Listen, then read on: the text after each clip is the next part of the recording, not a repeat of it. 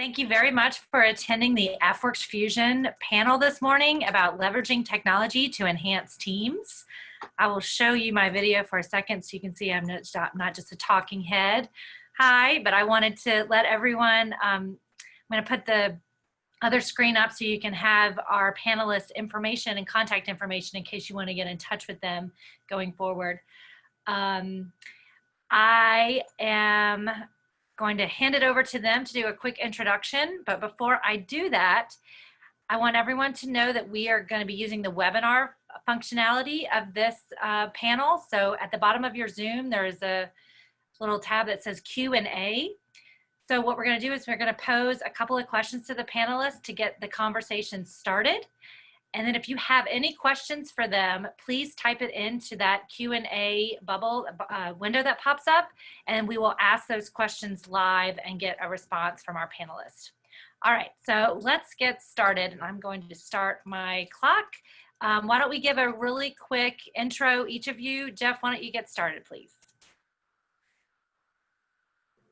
Yeah, thanks. Jeff Prosek from the team at Additon. We're a veteran-owned small business tech startup.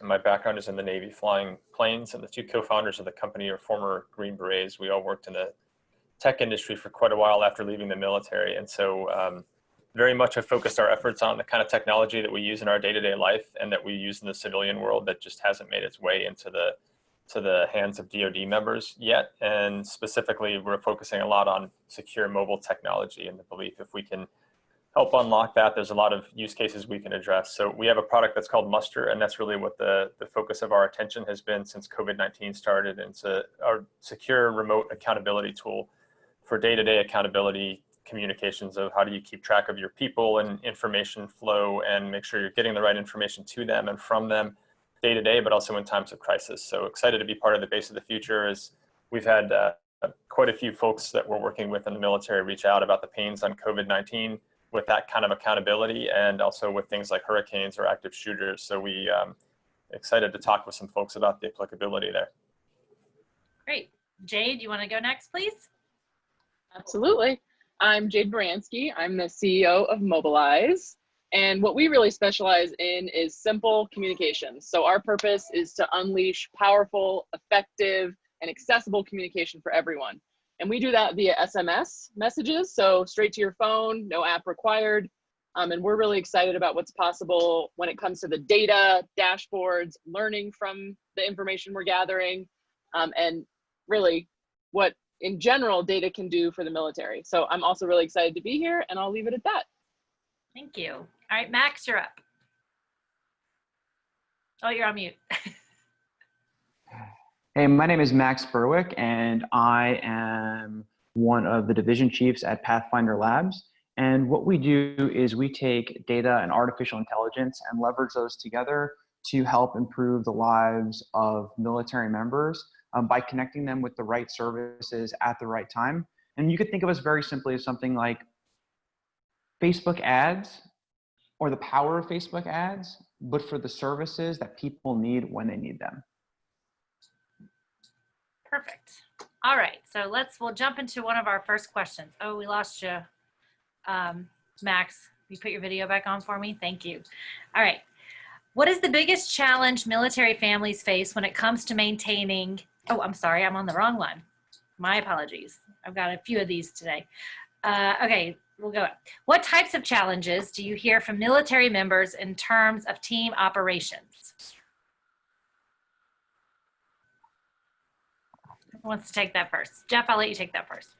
Sure. Yeah, we've had a chance, I think, having lived in that world ourselves, and then really doing probably hundreds and hundreds of different iterations with folks across the military. We've had a chance to get a lot of input on that. And I think what we hear is that there's this big gap. People don't have the right tools, so they're trying to just grab whatever they can. And it's, you know, COVID-19, I think, was really shown a bright light on that, as teams and folks across the military were saying, I need to figure out this team environment where I can't bring everybody in and line them up in a row and count heads and pass information, as has been done, you know, for centuries really in military formations. And so I think what we see on that is there's a security component to this. You know, people need to know that information that they put out is secure. And so stuff that's off the shelf doesn't always meet that requirement. And then the other part is we take it for granted a little bit. I think on the civilian side, I'd sit in front of this laptop almost all day, every day. But most folks in the military are not doing that. So when it comes to team coordination, you know, they're out on a plane, they're out in the field, they're doing stuff on the go, and they're not usually sitting in front of some sort of enterprise software. And so, you know, they're really feeling that gap, that there's nothing out there. And, you know, they're forced to choose between, do we want to do something on Facebook because that's kind of all we have? Or do we want to try to do something on paper and pen because that's the other alternative, and there's not a lot out there for them. Great. All right, who likes to go next? Yeah, you know, to piggyback off of what Jeff was saying, that we find the same problems, and really what this boils down to is a question of centralization of information, at least on our end, which is that ultimately there isn't one point on any system where it says, okay, listen, this is where all the information is going to be centralized for communication, and that kind of disorganization creates problems on the ground for nearly everybody, because it says, well, where should I be going and when should I be going there to get this information, which damages the ability to create cohesion. Yeah, and I would just add to that the issues that we're seeing, you know, our COO was in the Air Force for 20 years, retired, and the legacy systems, you know, even now are still causing pretty significant issues with real-time, up-to-date information, having to maneuver through all those systems, kind of like what Aiden said about what am I logging into, which tool are we using, and then also really looking at the VPN issues. You know, there's to the point of just straight access. Even if we do have the right tool, how do we get everyone on it quickly and simply? So that's what I would add. All right, well, that leads us directly into our next question, which is, how would you describe the most important attributes of technology that effectively support military teams? I'll start this one. So having worked with lots and lots of folks in innovation on projects, what we found is really keeping it simple, right? Like as simple as humanly possible. We know that, you know, positions in different career fields have high transition rates. So it's not like we have 3 to 5 years to train up, you know, a master in anything, because folks are just constantly moving through positions. So really keeping it as simple as we can and deduplicating processes. So to my fellow panel members' points, there's too much going on. We need to streamline and get systems that can actually be accessed by everyone at all times in this new world that we're moving into, during COVID, hopefully post. We're in post-COVID soon. Yeah, and I'll build on that, Jade, because I totally agree with you. The simplicity thing is so important, and along with that comes this nature of intuitive technology, and which is really delightful to use as a user if it actually meets a real need that you have, of course. And so if something is intuitive and you find that this is scratching an itch that I have, and it's actually saving me time, or it's giving me more information, or it's, you know, letting me do my job better, people get really excited about that. And that takes a lot of time to build well, or a lot of effort to build well, because you really need to go through that sort of, you know, user-centric or human-centered process or whatever it is, so that you can create something like that. And I will say, for military folks, that's so far away from what they're used to. You know, I think it's much more an environment where they're used to, someone told me that I have to use this system and I hate it, and it's going to take me 3 weeks to train how to use it, and I'll muddle through it. But it's great to see all the momentum and the excitement around, you know, organizations like AFWERX with the other sort of innovation arms around changing that. It's going to take some time to change, but I think it's good to hear people talking about those things. And to your point, simplicity and getting the value to people quickly. You know, and you know, I think this really raises the question of what is supporting a military team, and for all of us, you know, me and my co-founder talk about this all the time. And we talk about the frustrations of accessibility to services, and, you know, which services do you need? And the reality is that if we're able to centralize all that communication and have that type of data storage in one area, then we can run through that information and actually be able to connect military members with whatever services they might be needing, whether that's something at MWR, whether that's access to something on the command, whether that's access to mental health services and the right types of services. So if we're able, first we have to answer the question of what is support, when is that support needed, right? And how do we use the resources that we have in order to create that type of a supportive environment? Because typically we're left with something that is a little bit more frustrating and inaccessible, unfortunately. Okay, well, we have our first question posed from, I believe it's Elena or Alana. I'm sorry if I mispronounced. She says, interesting concepts. What are your plans for a military end user, command, or airman? Could you give an example of a future implementation you see? Yeah, sure. I'll start with one. We've got several groups that are early adopters with muster right now, and using it across services, across Navy, Coast Guard, Army Special Forces, and maybe appropriate to the Air Force. We have an Air Force Reserve Special Operations Squadron that's using muster now. So to get a little bit of an idea, the very concrete example is the reservists. And so these folks are coming in, you know, once a month, and they're trying to fly missions and execute missions, but they're spread out and they're flying in the airlines and they're doing other day jobs throughout that time. So there's an awful lot of this idea of we're a team, but we're not sitting in the same room every day, Monday through Friday. And so we need to figure out who's available to do these things. We need to push this information. We need to collect information back in a way that we can actually use, you know, as leaders or people that are trying to manage that. And then they're also sending folks out on the road. So these airmen are heading out on deployments and detachments and taking airplanes and maintainers and going around the world to execute missions. And that's very much the team herding cat, you know, use case that probably so many of us have had to deal with keeping track of those folks and making sure that the job gets done. And what's great for, you know, I think for all of us probably is the more we can have that opportunity to work with airmen like that, the more input we get, and that helps make these things more and more useful as the products iterate with that feedback. Yeah, and I would throw in that part of what we've seen be really successful is using things that already exist. So yes, new products. Aiden, I'm sure your product is amazing. New products are great, but there's also this opportunity to use things that already exist, like text messaging, you know, some of the products that are already being implemented enterprise-wide.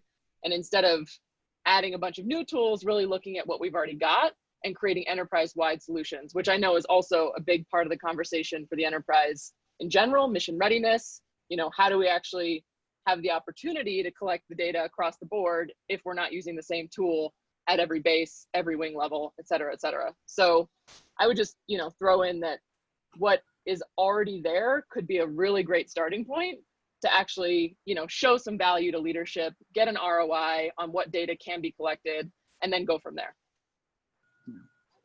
You know, and I'm going to go with a little bit more what Jade was saying, is that using what's already there. And so when we were thinking of the application of Pathfinder, we asked the question of what is already there and how can we use that to integrate this system and create more value, which is, if we look at a command survey, right, we're gathering all this information from individuals during a command survey, but how do commanders then take that command survey and leverage that either into programming or take that into something actionable, which it improves the command climate? And so what we would say is, what you can do with the command climate survey is you can turn that into a library of information to everyone that has taken that. And then once we have that information, we can say, okay, this person that took the command survey, we can look into the deeper meaning of the words that they're using to describe the command, and we can give precise strategy insights to commanders as far as how to improve the command.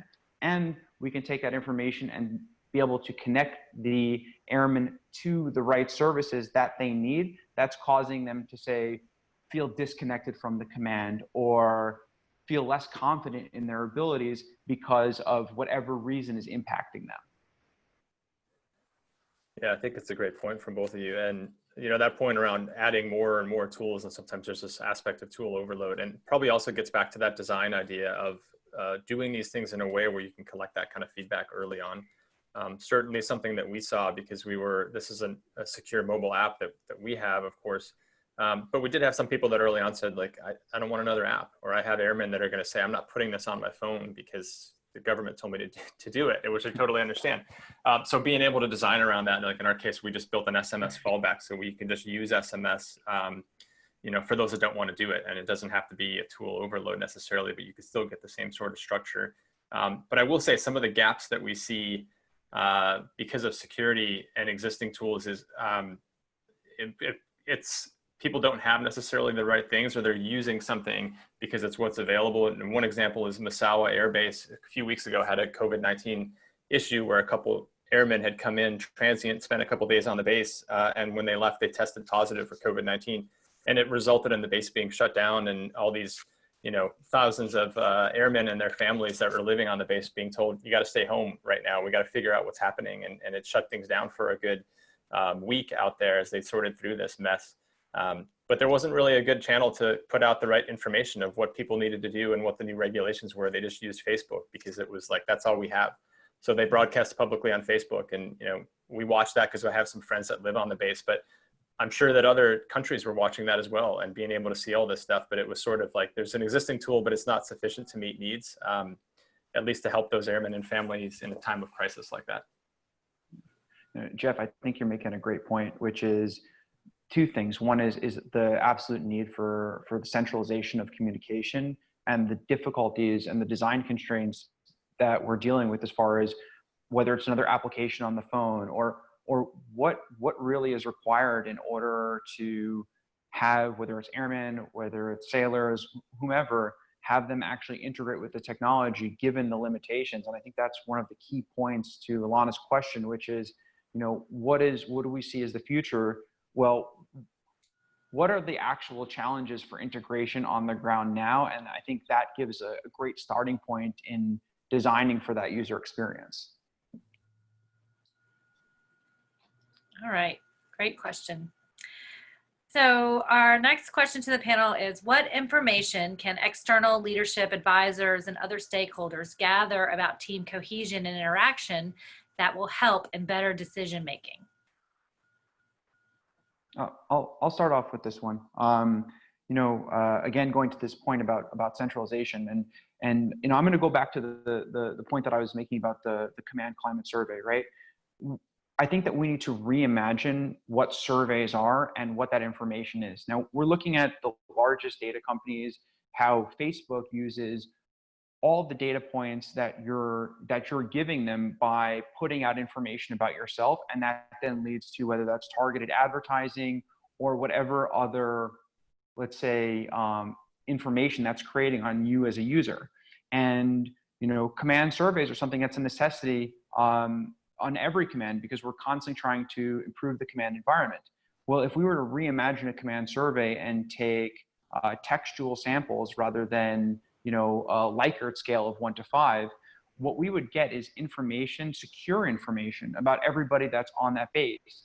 Instead of Facebook just having that information, commanders would have that information and then be able to not only use that information to improve programming on the base, but that changes base strategy on a very high level, strategy choices, and how to care for, in this case, airmen in their daily lives, because you have precise information on each individual.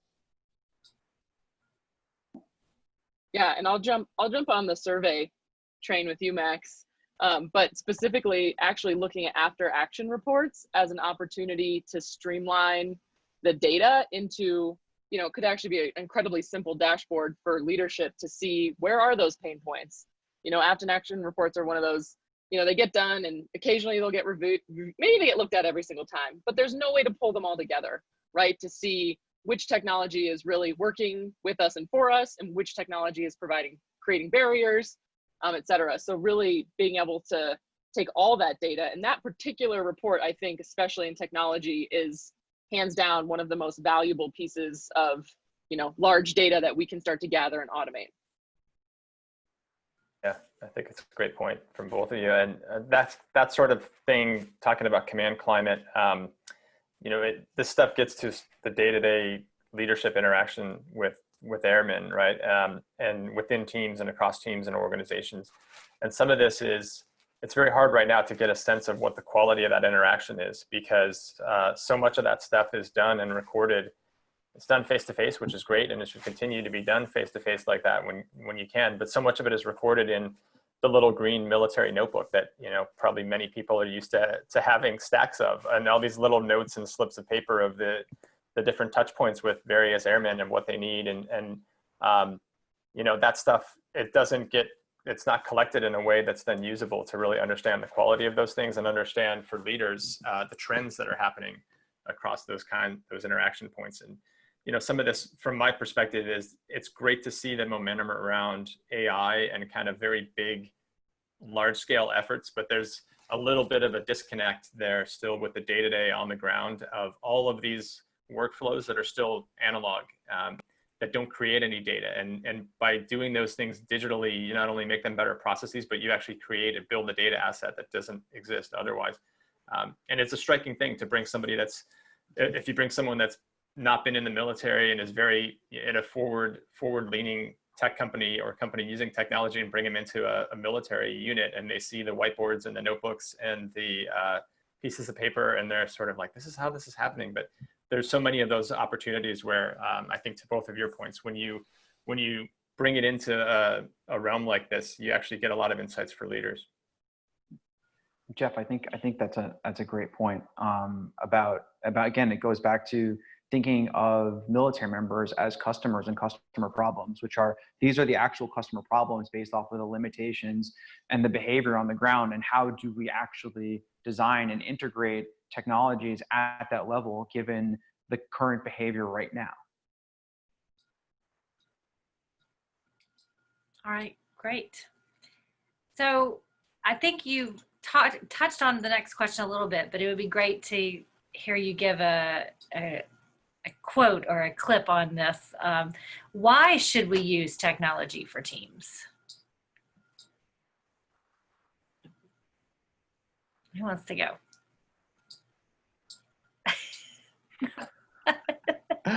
When you said quote, you put the pressure on. Just one quote? Go ahead, Max. Crush it. You know, I would just say this, and this might seem a little bit ridiculous, but you know, in many ways, we're cyborgs, right? You know, we have a device that's constantly attached to us that really dictates a lot of our behavior. And if we were able to leverage the existing technologies into behavioral changes that impact airmen's lives, I mean, the value proposition exceeds anything that I could go into in this particular conversation. And I think that's what we're all going after. But there's just a lost opportunity, and that lost opportunity, it takes a lot away from everybody's quality of life in ways that I don't think are measurable. Yeah. Great. Yeah, and I would just add, the one-liner for me is increasing communication increases mission readiness, period. Very nice. Yeah, I totally agree with both of the points. And the readiness thing is huge, and the point around quality of life, it is hard to measure. I will say that the one thing I'll add is we just have, our expectations have changed, all of us, just because we use technology every day in our personal life and in things that we do. And so that's shifted, I think, how people work together and communicate and go about their daily life and their tasks. And it's a striking difference than if you go to work and those things are just non-existent. And it's a tricky gap. And I think this gap's going to keep getting wider and wider unless we can help accelerate the catch up. Great. Well, I want to give you each an opportunity to say like what your businesses are really doing to help bridge that gap then. So Jeff, you want to go first? Sure. Yeah, we're just trying. We're running as fast as we can right now with muster, and I think our big priority is just trying to get it and finding folks that are saying, "Hey, I think that actually could help us with some things," and then getting it in their hands to say, "Try this out and test it and see and give us feedback," because we really want to see from the folks on the ground and hear from them. Is this helping? You know, how's it helping? What can we do differently as we build out more features of this? Because we're trying to alleviate some of the immediate pain that folks are having with COVID-19. But we really want to build a tool that, like we talked about, that's intuitive and that's useful for these people who are doing, you know, doing hard jobs out there and they just don't have the right things yet. Perfect. Thank you. I would say this, that I think Alana and I both have a very different or vision of the future. I mean, her and I have the same vision of the future, but this goes back to what we see are problems with reintegration into society, the problems that we don't typically talk about in the military because oftentimes they're taboo and they don't align with the perfect version of an airman or a sailor or a Marine. And the version of the future that we see is more successful people and the ability to predict success by being able to use AI, natural language processing, to connect people with the right services at the right time when they actually need them, and have that start while people are in service and have that continue when they're out of service, so that the quality of life is improved. There's easier accessibility to those services. We're not constantly hurry up and waiting for every single thing in our lives, because you know what? Our time is more valuable than that. And that change, I think that change on a large scale will have an impact on everybody's life that has the opportunity to serve. Awesome. Thanks, Max. And Mobilize is, we are to some ends an off-the-shelf product. We have a GovCloud version specific for the military where, we can implement and get a new setup going within 24 hours. So communication can be happening, real time, increasing that mission readiness, utilizing what airmen have already got in their pocket. So that SMS, secure data collection, and then really also looking at collaborations to take this data and do more with it. Because, our company is going to provide the dashboard with the basics, but what Max is talking about and even Aiden with your tool, there's so much more that's possible with this data. So really starting to look at what's, for example, the national food banks are doing, where they're all collecting their data and putting it together to see what the demands are in that market, right? Those are folks who really need services, and our service members are no different. So really looking to see how we can collaborate and get some, real action in the world of communication and data so that we can actually do something with the data. That's what I would add. We have one more question. I don't know if we can get to it quickly because I know we are pretty much out of time, but I think it's an important one. Did someone answer it? Let's see. Oh yeah, you did. Great. But I'll go ahead and read it for everyone. Justin said, many of the areas where paper is used the most is not because we don't have technology, but because of security concerns. And so what is being done to address that? I mean, I will tell you that I hosted a panel all on, cybersecurity yesterday morning, and it was all about how to ensure security of all of these types of communications. So, but can you address, Jeff, that real quick? Yeah, sure. It's something that we built from the first day because we knew that this is an important thing, and in order to be able to meet some of these use cases, I think that security stuff is table stakes at this point. If you can't do it, it's just you can't even really help there. So, and it's pretty clear what those standards are. So I think being thoughtful about building any sort of new tools, or to the points earlier from Jade and Max as well. If you're using existing things that are out there, however you're ingesting that information and combining that information needs to be done with that kind of security in mind as well. Yes. Okay, well, I want to thank everyone for their time today and for your interaction. We look forward to seeing you back on the AFWERX Fusion website for the other live programming, but thank you very much to our panelists, and everyone have a great rest of your day.